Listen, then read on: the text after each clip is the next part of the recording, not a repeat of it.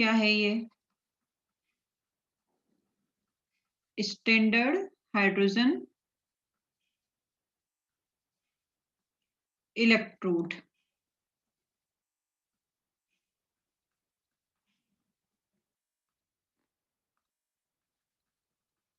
She, या फिर इसे हम कहेंगे नॉर्मल हाइड्रोजन इलेक्ट्रोड। अब देखो, हमारे पास में इसको मैंने स्टैंडर्ड इसलिए बोला है क्योंकि आईयूपीएसी ने इसे स्टैंडर्ड माना है ना। तो यहाँ पे जैसे कि अब मैंने टाइप्स ऑफ हाफ सेल बताए थे, तो उसमें मैंने एक बताया था आपको गैस आयन हाफ सेल, है ना। गैस आयन हाफ सेल, जिसमें जैसे H2 था और उसी का आयन था, तो ये उसी का टाइप है। ये क्या है आपका? एक type of gas ion half cell in which gas used is H2 and क्योंकि यहाँ पे हाइड्रोजन वर्ड यूज किया गया है, तो यहाँ पे स्पेशली हम कौन सी गैस यूज करेंगे? हाइड्रोजन ही, और उसका आयंस जैसे कि H+ यूज करेंगे। ठीक है, रेफरेंस इलेक्ट्रोड एज्यूम किया गया है आईयूपीएसी द्वारा, तो ये एक रेफरेंस इलेक्ट्रोड होगा।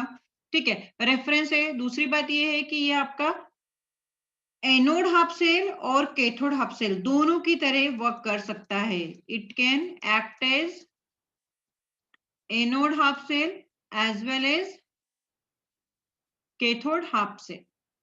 ठीक है, तो फिर अगर मैं बोलूं कि जैसे इससे रेफरेंस है, तो रेफरेंस है तो इसका भी मतलब कुछ होगा, ऑक्सीडेशन पोटेंशियल या रिडक्शन पोटेंशियल कुछ कुछ होना चाहिए ना, कि कितना माने हम। तो इसका स्टैंडर्ड ऑक्सीडेशन पोटेंशियल, या फिर हम इसे, अगर ये कैथोड की तरह काम करेगा तो मैं क्या बोलूंगी? रिडक्शन ऑक्सीडेशन, मतलब स्टैंडर्ड एसओपी और स्टैंडर्ड रिडक्शन पोटेंशियल दोनों ही आईयूपीएसी के थ्रू इसका जीरो एज्यूम किया गया है।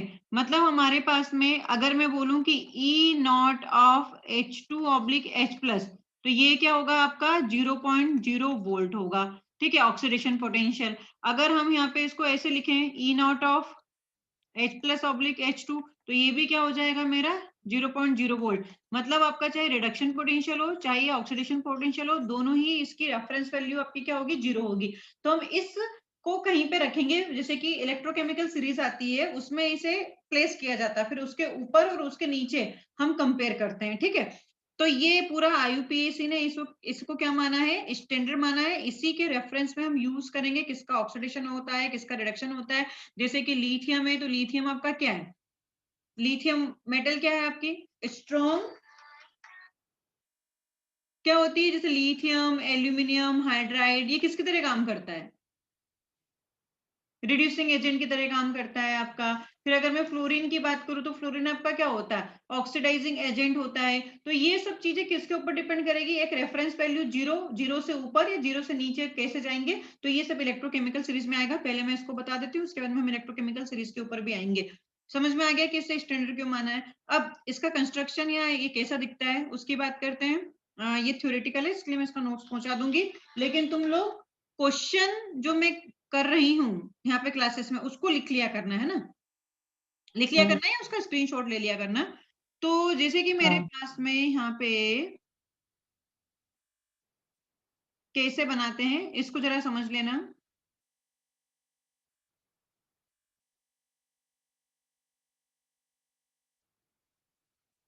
मैं डायग्राम थोड़ा बना देती हूँ।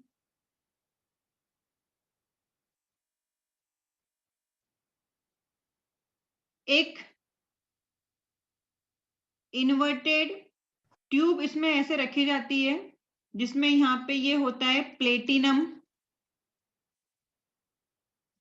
का इलेक्ट्रोड, ये जा रहा है ऊपर पीटी वायर, प्लेटिनम वायर, जो कि काम करता है इलेक्ट्रोड की तरह।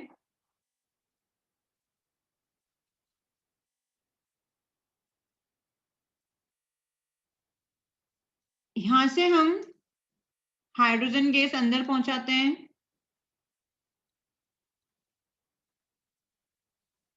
स्टैंडर्ड है इसलिए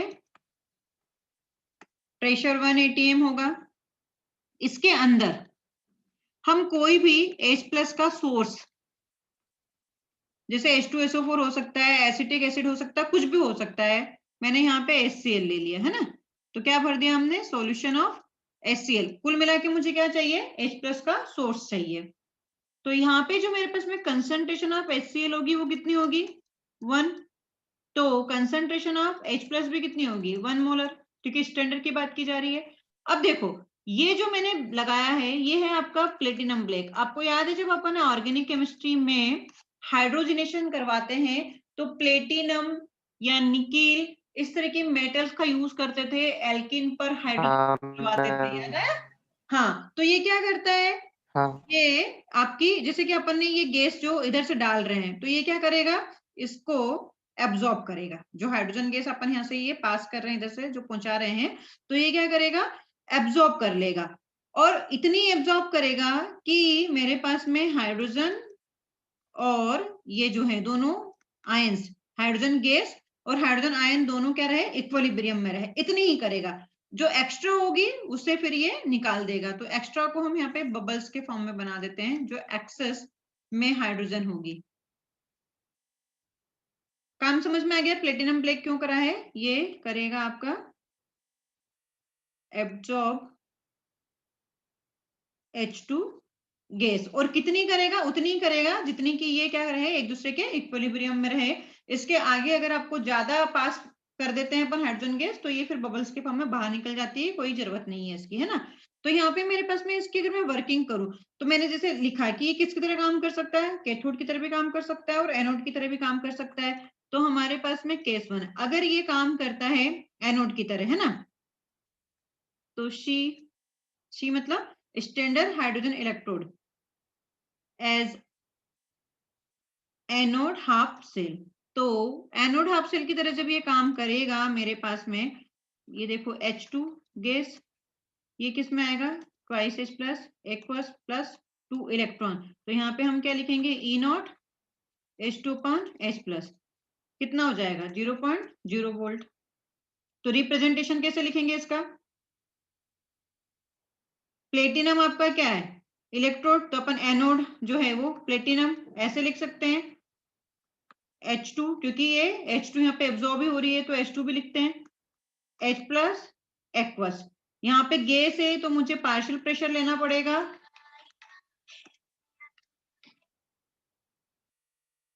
सासू माँ का फोन है, C1 मोलर, कुछ भी कंसंट्रेशन यहाँ पे रख लो। या फिर हम इसे कैसे लिख सकते हैं, प्लेटिनम, सिंपली प्लेटिनम वायर जो कि सॉलिड है आपका, जैसे जिंक सॉलिड अपन लिखते थे, H2 गैस, फेस को सेपरेट करने के लिए अपन एक सिंगल वर्टिकल लाइन लगाते हैं, तो H प्लस एक्वस, और इसका कोई कंसंट्रेशन, इस तरह से अपन लिख सकते हैं। इतना समझ में आता है, की तरह काम करेगा। तो चलो अभी तो अपन एनोड की तरह ही इसका दिया, तो फिर नस्ट इक्वेशन लिखेंगे हम इसके लिए। तो नस्ट इक्वेशन के लिए कैसे करेंगे, सेल रिप्रेजेंटेशन ये हो गया, इसका एनी कैसे होगा, वही EOP is equal to E not OP minus 0.059। Nernst equation हर जगह लगेगी, कितने इलेक्ट्रॉन, 2 इलेक्ट्रॉन्स है ना, लॉग ऑफ अपर साइड में मेरे पास क्या हो जाएगा, H प्लस की कंसंट्रेशन ये 2 है, अपॉन में मेरे पास में पार्शियल प्रेशर ऑफ H2 हो जाएगा, सही है ना। हाँ मैम। हाँ, तो अब मेरे पास में पार्शियल प्रेशर कुछ भी नहीं गिवन है, तो जब तक नहीं है तो अभी तो अपन ने इसको कितना रखा था, 1 atm ही रखा था। 1 atm रखेंगे तो ये डायरेक्टली इसका क्या हो जाएगा, सिर्फ हमारे पास क्या बचेगा, कंसंट्रेशन ऑफ H+2 बचेगा। तो देखिए यहाँ पे क्या हो जाता है, EOP is equal to E not OP, मैं इसको क्या कर सकती हूँ, डायरेक्ट ये लिखे हम और ये तो 0 हो गया ई नॉट, तो ये भी हटा ही देते हैं ना, अभी बाद में हटाएंगे उससे अच्छा। तो मेरे पास में ये 0 हो गई पूरी टर्म्स ई नॉट ओपी। तो मैं यहाँ से सिर्फ -0.059 by 2 log of concentration of H plus का स्क्वायर, तो ये 2 से 2 चला गया, तो बचेगा क्या मेरे पास में, सिर्फ EOP इज इक्वल टू 0.059 और minus log of concentration of H plus को मैं क्या लिख सकती हूँ, PH, है ना। अरे ये माइनस और ये log of concentration of H plus बचा, तो मैं उसको क्या लिख सकती हूँ, PH लिख सकती हूँ। तो ये A लिखा मैंने, मतलब एनोड। ठीक है, वो कंसंट्रेशन का स्क्वायर था ना। हाँ हाँ, तो मैंने इसको सोल्व कर लिया ना बेटा। देख इसको फिर से बता देती हूँ मैं, रुक जा। तो क्या लिखेगा यहाँ पे, जैसे नहीं नहीं, समझ गया मैं। समझा ना। हाँ हाँ, तो मेरे पास में यहाँ पे आयनिक से वो minus log of concentration of H plus आया, तो उसको मैं PH लिख दूंगी। तो मेरे पास में EOP इज इक्वल टू 0.059 और यहाँ पे क्या आ जाएगा ब्रैकेट में, PH ऑफ एनोड। इतना समझ में आया। वैसे ही केस 2 अगर हम देखते हैं, तो केस 2 में हम देख क्या बोलेंगे कि जब ये कैथोड की तरह काम करेगा, तो कैथोड की तरह जब काम करेगा तो फिर मेरे पास में क्या हो जाएगा, twice H plus plus twice electron. तो यहाँ से मेरे पास में H2, ये एक्वस, यहाँ पे क्या हो जाएगा E नॉट RP। आपका पता ही है क्या हो जाएगा, 0.0, क्योंकि ये आपका स्टैंडर्ड है। तो रिप्रेजेंटेशन में लिखेंगे हम H प्लस PT H2, ये इसकी कोई कंसंट्रेशन, जैसे मैंने C2 बोल दिया, ये पार्शियल प्रेशर P2 ATM हो गया। या फिर हम क्या बोल सकते हैं, H plus aqueous H2 gas, partial pressure of जो भी आपने लिया है H2, और PT सॉलिड। नेक्स्ट इक्वेशन इस पे लगाते हैं, तो मेरे पास में क्या हो जाएगा, ERP is equal to E naught RP minus 0.059, 2 electron है तो n की वैल्यू 2 हो जाएगी। ऊपर क्या आ जाएगा मेरे पास में, पार्शियल प्रेशर ऑफ H2, और नीचे क्या आ जाएगा, कंसंट्रेशन ऑफ H प्लस। अब देख लो इसको, E नॉट RP आपका 0 हो गया, तो यहाँ पे ERP क्या हो जाएगा, 1/4 हाँ, तो मैं इसको ये कर इंटू देती जीरो हूँ, पॉइंट प्लस का 0.059 by 2 log of concentration of H plus partial pressure of H2। तो माइनस हाँ से मल्टीप्लाई कर लेंगे, फिर से यहाँ पे क्या हो जाएगा, माइनस लॉग ऑफ हो जाएगा।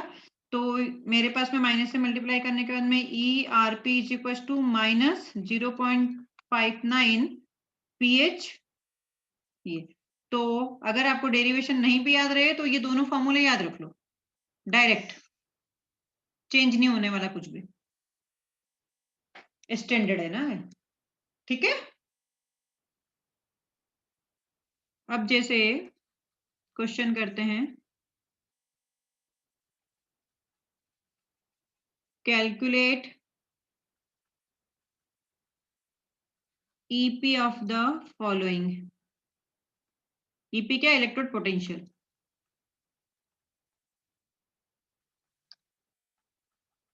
PT H2 CH3 COOH। मैंने कहा था ना कि आपका H प्लस का सोर्स कुछ भी हो सकता है, यहाँ पे एसिटिक एसिड हो गया, एक्वस दे रखा है। फिर यहाँ पे उसने इसकी कंसंट्रेशन में नहीं दिया है, लेकिन ये Ka के फॉर्म में दे रहा है 10 की power -5 and C is equal to 0.1। अब इसका क्या रोल रहेगा, थोड़ा सा सोचना है अपने को, और बताइए कि किस तरह से सॉल्व करोगे आप इसको। ये क्वेश्चन है, इसके लिए मुझे EP सॉल्व करना है, कैलकुलेट करना है, मतलब सोचो जरा। तो पूरे इस क्वेश्चन में मुझे क्या चाहिएगी, कंसंट्रेशन ऑफ H प्लस, है ना।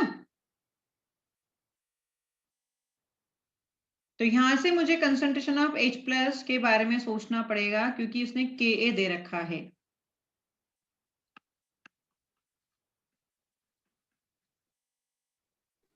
क्या लिखेंगे, K/C।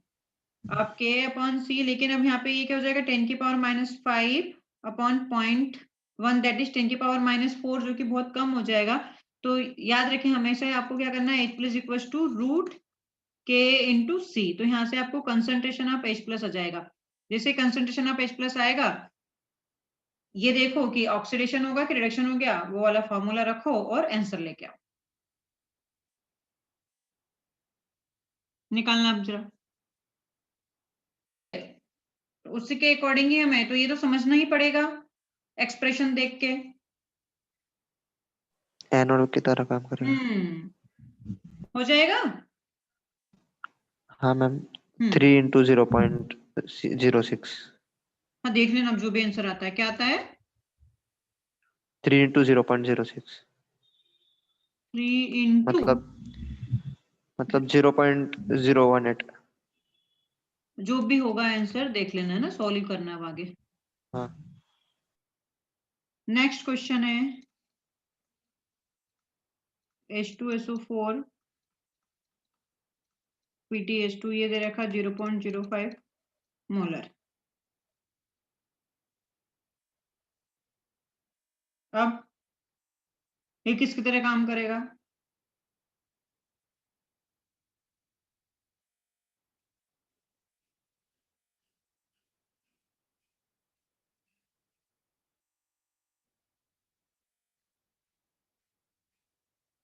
H+ H2 मतलब एनोड की तरह काम करेगा। एनोड है कैथोड?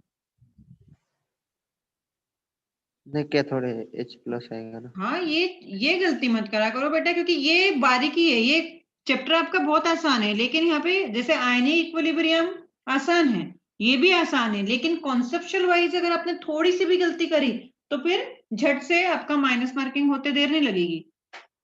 जैसे आपने बोल दिया कि ये एनोड की तरह काम कर रहा है, आपने वो वाले फॉर्मूला लगा के जयराम जी की, ठीक है? तो ध्यान रखें, कैथोड हाफ सेल मतलब ERP इज इक्वल टू 0.059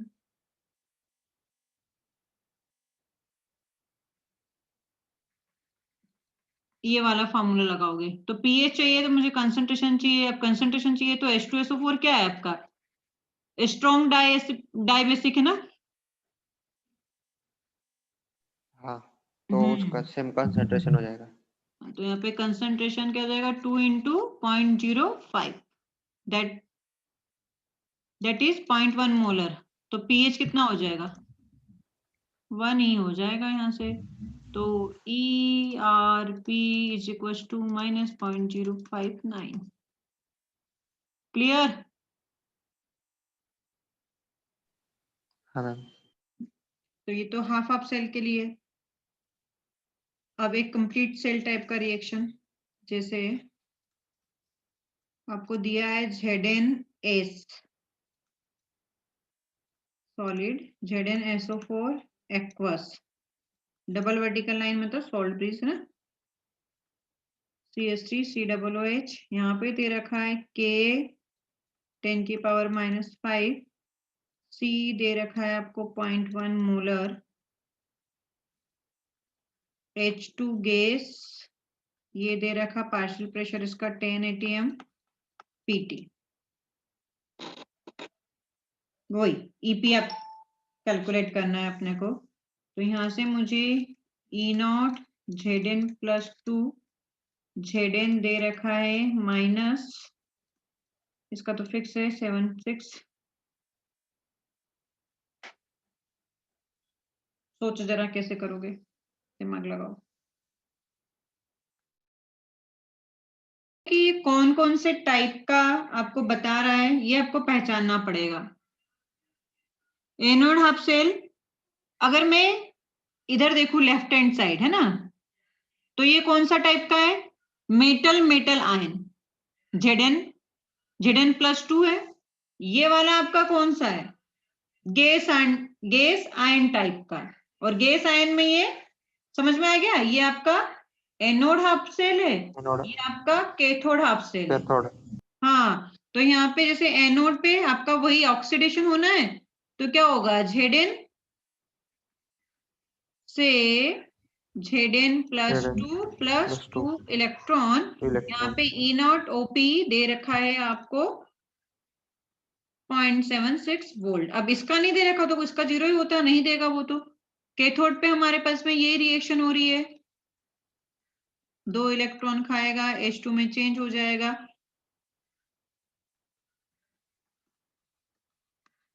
कोई दिक्कत नहीं है ना। तो कंप्लीट रिएक्शन आपको देखनी है, तो कंप्लीट रिएक्शन यहाँ से क्या हो जाएगी, ये कंप्लीट रिएक्शन में आपको लिखना पड़ेगा Zn solid plus twice H positive, Zn plus 2 plus H2, electron से इलेक्ट्रॉन मैम तो वो चलेगा। 1 मिनट पी रुक नॉट जाओ, हाँ आर बेटा पी बोल। में आपने क्या लिखा? हाँ, P naught R P is equal to क्या लिखा है आपने नीचे? अरे 0 है ना। हाँ, अरे ये तो आपने गैस आयन वाला 0.0 हाइड्रोजन वाला है, तो इसके लिए 0 होता है, तो 0 ही लिखेंगे। तो यहाँ पे E नॉट सेल क्या हो जाएगा, 0.76 वोल्ट ही। अब इसके लिए नेक्स्ट इक्वेशन लगा दो।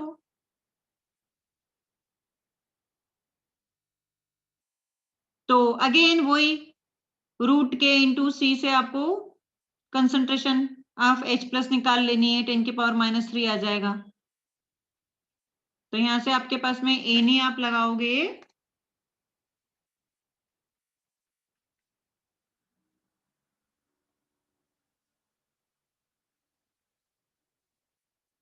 E cell is equal to E naught cell minus naught 0.06/2 log of 0.046 concentration of zinc plus 2 concentration of Zn plus 2 concentration of H plus का स्क्वायर, यहाँ पे साथ में आपका पार्शियल प्रेशर ऑफ H2 भी आएगा। H2 gas.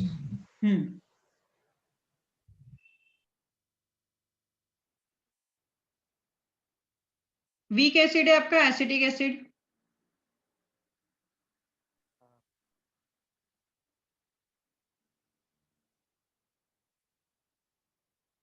तो नीचे आपका आ जाएगा 10⁻³ का स्क्वायर, कंसंट्रेशन ऑफ जिंक यहाँ पे। ओके, मेरे को यहाँ पे भी तो कुछ बताना पड़ेगा आपको।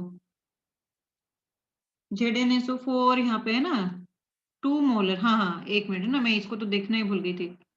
इसको लिखो आप 2 मोलर, और उसने यहाँ पे हिट दिए अल्फा 50%, ये हिंट दे रखिए। कोई ना, 50% मतलब 50% डिसोसिएशन है, मतलब हाँ 1 मोल आएगा। 50% तो फिर कितना हो जाएगा, वो 2 है तो 1 हो जाएगा। 1 हो जाएगा। और पार्शियल प्रेशर आपका 10 दे ही रखा है। हाँ हो जाएगा सॉल्व। हाँ हाँ मैम हो जाएगा। मुझे यहाँ से अच्छा, अपन यहाँ पे हेडिंग डाल लेते हैं, डिटरमिनेशन ऑफ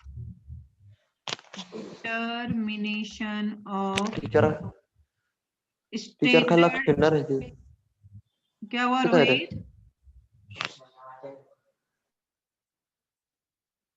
हर्षल और तुम दोनों साथ में हो क्या? हाँ मैम।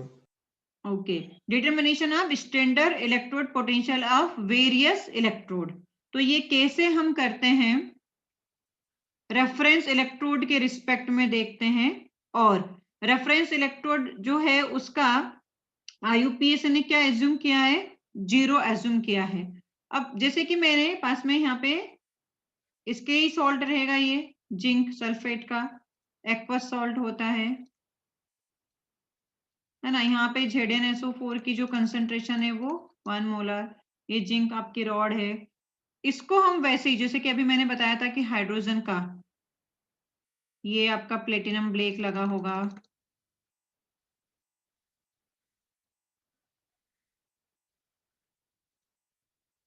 सेम वही कहानी है। यहाँ से हाइड्रोजन गैस अपन अंदर डालेंगे। 1 मिनट, इसको डायग्राम को थोड़ा अच्छे ही बना देते हैं।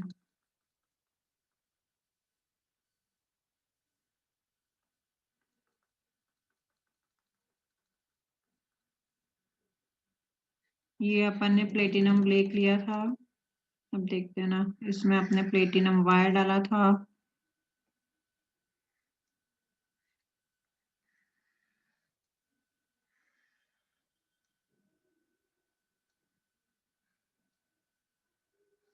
ये इस तरीके से था, इसमें अपन ने प्योर H2 गैस पास कर रहे थे, 1 atm प्रेशर था। यहाँ पे अपन ने कोई सा भी एक सोर्स जो कि H+ दे दे अपने को, वो अपन ने भर रखा है।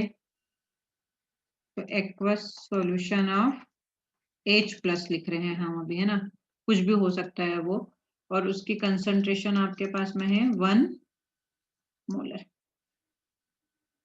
बीच में आपके पास में इन दोनों को हम सॉल्ट ब्रिज से कनेक्ट करेंगे। अब इस जिंक रॉड को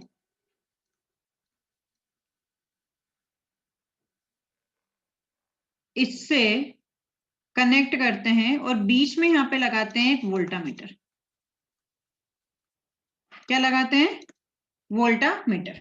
वोल्टमीटर। हाँ, तो वोल्टमीटर में जो भी रीडिंग आती है, अब जैसे क्या होगा कि सपोज कि मेरे पास में यहाँ पे इसका रिप्रेजेंटेशन अगर मैं करूं, तो जिंक का रिप्रेजेंटेशन, जैसे कि यहाँ पे जिंक के रिस्पेक्ट में जिंक SO4 और जिंक है, तो यहाँ पे मैं क्या लिखूंगी? जिंक सॉलिड, है ना, ZnSO4, वही जो अपन लिखते आए। इसको हमने सॉल्ट ब्रिज को डबल वर्टिकल लाइन से करते हैं, H+ एक्वस, यहाँ पे क्या है आपका H2 गैस जो कि 1 atm पे, और ये प्लेटिनम सॉलिड, ये इस तरह का रिप्रेजेंटेशन रहता है।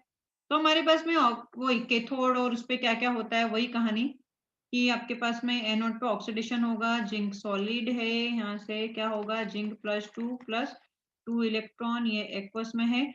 तो E0 OP आप क्या मानोगे यहाँ पे? अभी तो मुझे पता नहीं है, क्योंकि मुझे इस जिंक रॉड का ऑक्सीडेशन पोटेंशियल फाइंड करना है। तो सपोज कि मैं इसको मान लेती हूँ E0 OP X है। कैथोड पे क्या हो रहा होगा? Twice H+, twice electron, H2। H2। तो यहाँ पे E0 RP क्या हो जाएगा आपका?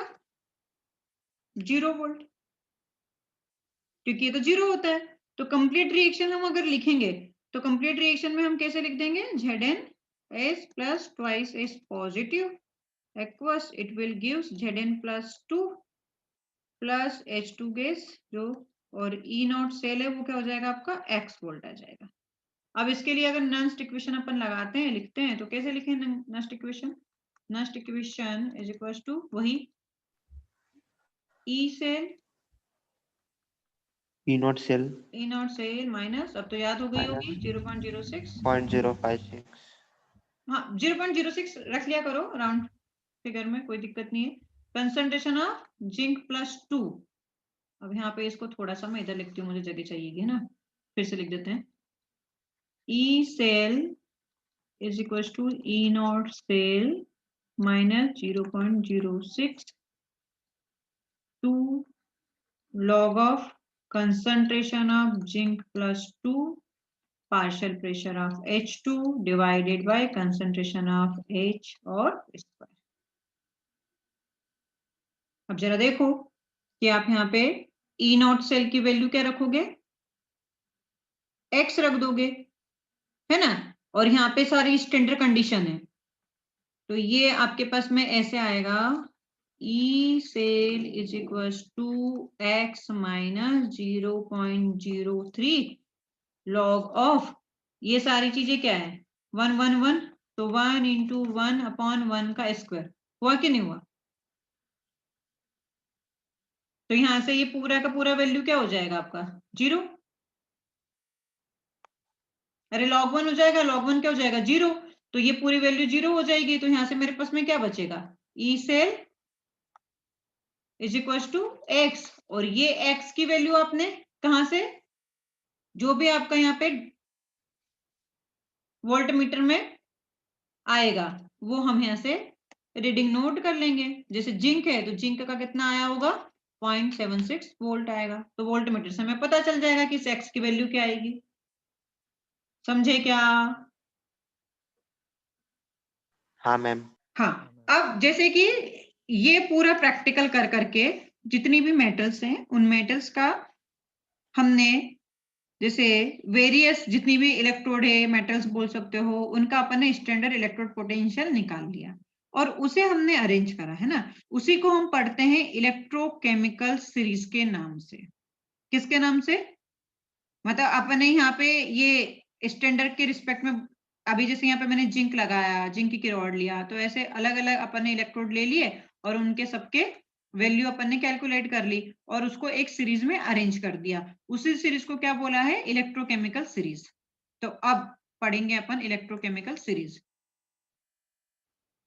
कुछ नहीं है, इलेक्ट्रोकेमिकल सीरीज तो डिफरेंट डिफरेंट जो भी आपके एलिमेंट्स हैं उनसे जो भी आपको वैल्यूज मिली है उनका एक अपन ने increasing order of standard reduction potential में अरेंज कर दिया है, उसी को हमने बोला है electrochemical series.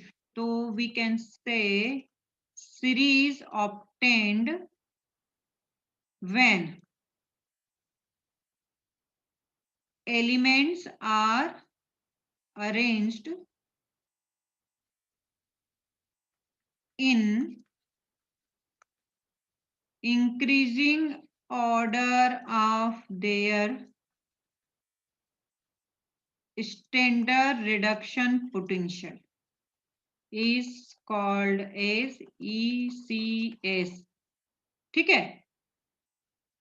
And this series gives relative values of SRP and that are किससे रिलेट होगी? रिलेटिव टू हाइड्रोजन, जिसके अपन ने कितना मानना है? 0। जैसे बताती हूं मैं एक सीरीज, कुछ एक दिखाई दिया?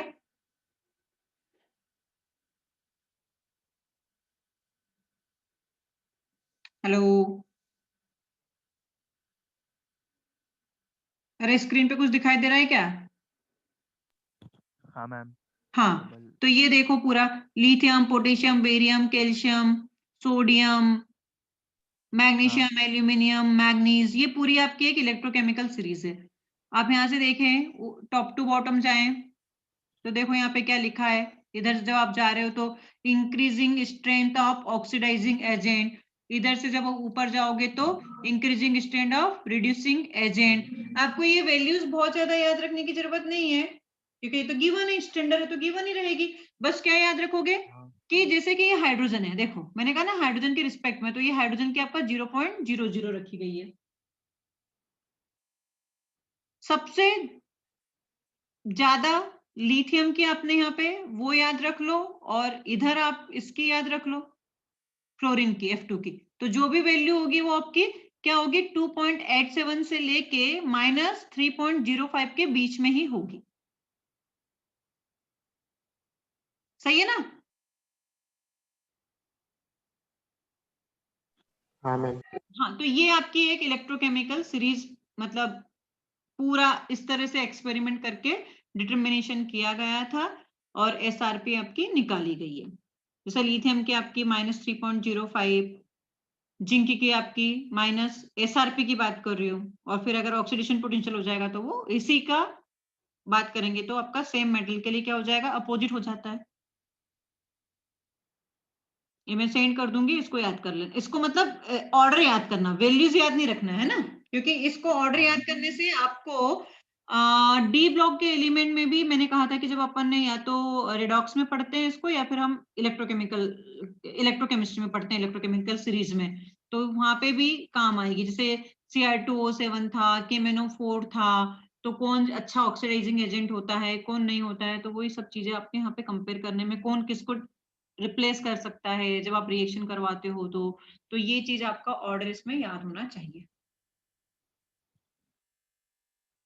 इलेक्ट्रोकेमिकल सीरीज समझ में आती है? हाँ। अब इसके काफी एप्लीकेशंस है ना। Application of electrochemical series. क्या क्या एप्लीकेशन हो सकता है?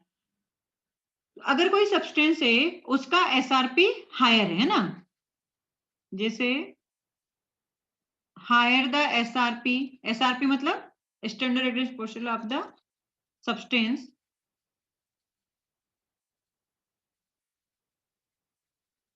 more will be the tendency to be reduced, and hence substance will be stronger oxidizing agent। SRP जिसकी जितनी ज्यादा होगी वो सब क्या करेगा, उसकी उतनी ही ज्यादा टेंडेंसी होगी रिड्यूस होने की, और वो उतना ही अच्छा आपका क्या हो जाएगा, स्ट्रॉन्गर ऑक्सीडाइजिंग एजेंट हो जाएगा। तो आपको ये चीजें वैल्यूज नहीं, लेकिन आपको ऑर्डर पता होना चाहिए। अगर लोअर है तो लोअर एसआरपी, इसका मतलब क्या हो जाएगा, उसका एसओपी हायर होगा। ऑक्सीडाइजिंग हाँ, तो उसकी नेचर। टेंडेंसी हाँ क्या होगी, higher will be the tendency for oxidation, तो वो क्या हो जाएगा, एक स्ट्रॉन्ग रिड्यूसिंग एजेंट हो जाएगा। जैसे कि आपका F2, F2 क्या है आपका, स्ट्रॉन्गेस्ट ऑक्सीडाइजिंग एजेंट है। क्यों? क्योंकि उसका एसओपी क्या है, मैक्सिमम है। हाँ लिथियम क्या है आपका, एक स्ट्रॉन्गर रिड्यूसिंग एजेंट है। क्यों? क्योंकि उसका एसओपी क्या है, मैक्स। तो एसआरपी और एसओपी के रिस्पेक्ट में हम फाइंड आउट करेंगे कि कौन अच्छा ऑक्सीडाइजिंग एजेंट होगा, कौन अच्छा रिड्यूसिंग एजेंट होगा। तो जैसे कि अगर हमारे पास में वैल्यूज दे दिया है ना उसने, जैसे एक क्वेश्चन पूछा, ई नॉट ऑफ MnO4 - 2 Mn+2, ये दे रखा है प्लस का 1.51 वोल्ट, और ई नॉट ऑफ Cr2O7 - 2 Cr+3, ये दे रखा है आपका 1.4 वोल्ट, और पूछा है कि which one is better oxidising agent.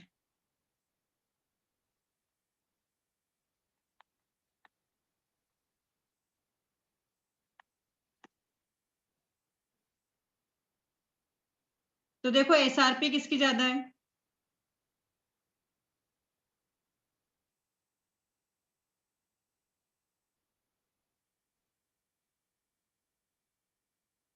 Value देख के समझ में आ रहा ना। हाँ तो क्या बताया था आपको, higher the SRP of the substance, लिखा ही हुआ है, more will be the tendency to be reduce and hence substance will be stronger oxidising agent. हाँ हाँ, तो इनमें से कौन अच्छा स्ट्रॉन्गेस्ट होगा, मतलब दोनों ही अच्छे ऑक्सीडाइजिंग एजेंट है, लेकिन इन दोनों में से बेटर कौन है, MnO4 - 2। दैट्स वाई ये एक अच्छा क्या हो जाएगा आपका ऑक्सीडाइजिंग एजेंट हो जाएगा। क्लियर है? हाँ मैम। पहला और ये सेकंड एप्लीकेशन। और कौन से एप्लीकेशन होते हैं, इसका स्क्रीनशॉट लो जरा ताकि ये तुम्हारे पास रहे, वैसे मैं सेंड भी कर दूंगी लेकिन अभी मैं इसको हटा रही हूँ।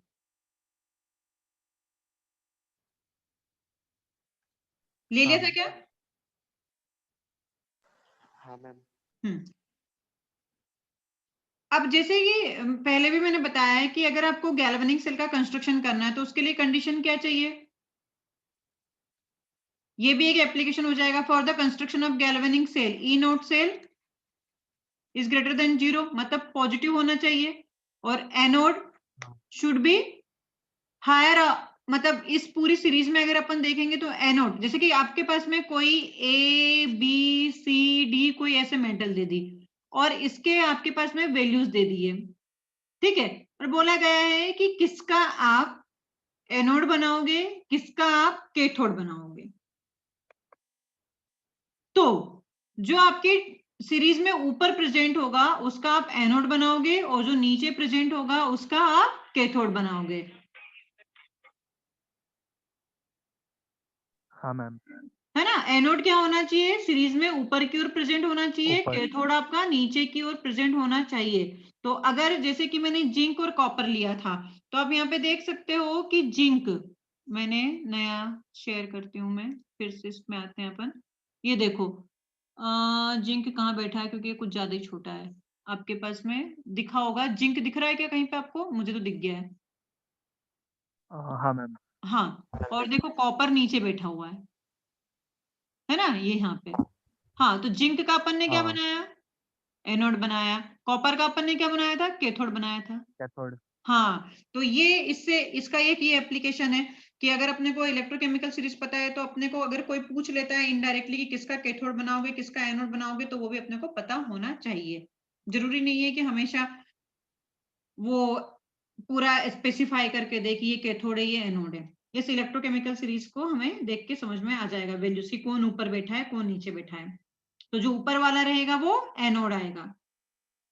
ठीक है, मतलब एनोड की फिर एसआरपी क्या होनी चाहिए? एसआरपी उसकी कम हो जाएगी। हाँ। फिर दूसरा एप्लीकेशन इसका है कि जो ऊपर बैठा हुआ एलिमेंट है वो नीचे वाले को क्या कर सकता है? डिस्प्लेस कर सकता है। जैसे जिंक, अपन ने डिस्प्लेसमेंट रिएक्शन पढ़ा करते थे, वही केमिकल हाँ किस नाम से 10th में एक था, मेटल एक्टिविटी सीरीज, ये देख लो। तो यहाँ पे मेरे पास में कॉपर का सॉल्ट है, ये जिंक ऊपर है, कॉपर नीचे है, तो ये क्या कर देगा? इसको डिस्प्लेसमेंट रिएक्शन के नाम से पढ़ते थे हम। तो एलिमेंट जो कि सीरीज में ऊपर प्रेजेंट होता है, वो नीचे वाले को क्या कर सकता है? डिस्प्लेस कर सकता है या सब्स्टिट्यूट कर सकता है। ठीक है। हाँ फिर दूसरा कि जब आप इलेक्ट्रोकेमिकल सीरीज में नीचे की ओर जाते हो, on moving down in electrochemical series, तो क्या हो रहा है?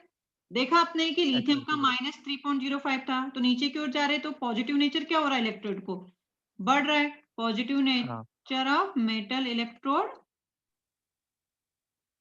बढ़ता है या कम होता है? पॉजिटिव नेचर, उसका वैल्यू नहीं, नेचर की बात कर रहे हैं हम यहाँ पे। पॉजिटिव नेचर कम होगा। पॉजिटिव नेचर कम होगा। तो रिएक्टिविटी क्या होगी? पॉजिटिव नेचर कम हो रहा मतलब रिएक्टिविटी भी कम हो जाएगी। कम। हाँ हाँ, तो अगर अपन बात करें कि alkali metal, alkaline earth metal, अब जैसे कि आपको वाटर के साथ में अगर हम रिएक्शन कर रहे हैं, तो अल्कली मेटल हो गई, अल्कलाइन अर्थ मेटल हो जाती है, ये आपकी कोल्ड वाटर के साथ में रिएक्शन करके हाइड्रोजन गैस दे देती है। जैसे लिथियम वाटर के साथ में रिएक्शन करेगा, LiOH दे देगा, है ना, साथ में आपका ½ H2 आ जाएगा। ठीक है, लेकिन अगर मैं आपके आयरन जो कि बहुत नीचे की ओर है, कोबाल्ट या निकिल, इनकी बात करूं, तो इनको मुझे थोड़ा सा गर्म वाटर के साथ में रिएक्शन करवानी पड़ती, तभी हाइड्रोजन गैस देते हैं। इसके अलावा जो और सीरीज में सबसे नीचे प्रेजेंट है, जैसे कि आपका मरकरी हो गया, गोल्ड हो गया, प्लेटिनम हो गया, ये स्टीम स्टीम के साथ में भी रिएक्शन नहीं करती है। ठीक है।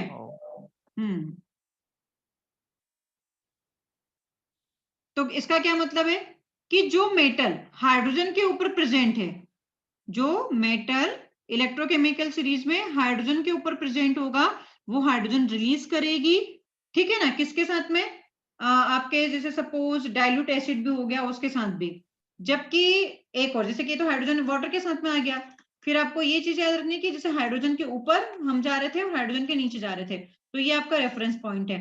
तो जब आप ऊपर की ओर जो भी मेटल होगी, वो डाइल्यूट एसिड के साथ में भी रिएक्शन करके आपका हाइड्रोजन गैस रिलीज कर देती है। तो इस तरह से इनऑर्गेनिक में बहुत जगह आपको ये क्वेश्चन पूछे जा सकते हैं। जैसे एस ब्लॉक हो गया आपका, एस ब्लॉक की मेटल जो है हाइड्रोजन के ऊपर प्रेजेंट होती है, तो वो मेटल के साथ में सॉरी डाइल्यूट एसिड के साथ में रिएक्शन करके हाइड्रोजन गैस रिलीज कर देगी। जबकि जो हाइड्रोजन के नीचे की ओर प्रेजेंट है, ये आप मेटल है ना, हाइड्रोजन जो आपका रेफरेंस है उसके जो नीचे प्रेजेंट है वो आपका हाइड्रोजन रिलीज नहीं कर सकती है। जैसे कि अगर मैं Fe की रिएक्शन H2SO4 के साथ में करवाऊं, ठीक है, तो ये करेगा आपका FeSO4 प्लस H2। लेकिन अगर मैंने गोल्ड की रिएक्शन करवाई H2SO4 के साथ में, इसीलिए आपको पता है कि गोल्ड प्लेटिनम सिल्वर एसिड के साथ में रिएक्शन नहीं करती है, तो ये यहाँ पे CuSO4 प्लस H2 ये कोई रिएक्शन इस टाइप की नहीं होगी। यहाँ पे समझ में आ गई बात? हाँ मैम। हाँ, तो कौन एसिड के साथ में रिएक्शन करेगा, डाइल्यूट एसिड के साथ में कौन नहीं करेगा। इवन अपन फिर एक्वा रेजिया के साथ में रिएक्शन करवाते हैं, आपको पता है कि ये इवन एक्वा रेजिया के साथ भी रिएक्टिव इतनी अच्छे से नहीं होती है। सो ये था आपका इलेक्ट्रोकेमिकल सीरीज का एप्लीकेशन। अब हम कल सुबह पढ़ेंगे टाइप्स ऑफ गैल्वेनिक सेल। हाँ मैम। चलो मैम। ठीक है, अभी तक के मैं नोट सेंड कर दूंगी। हाँ। और अभी क्वेश्चन दिए थे मैंने तुम लोगों को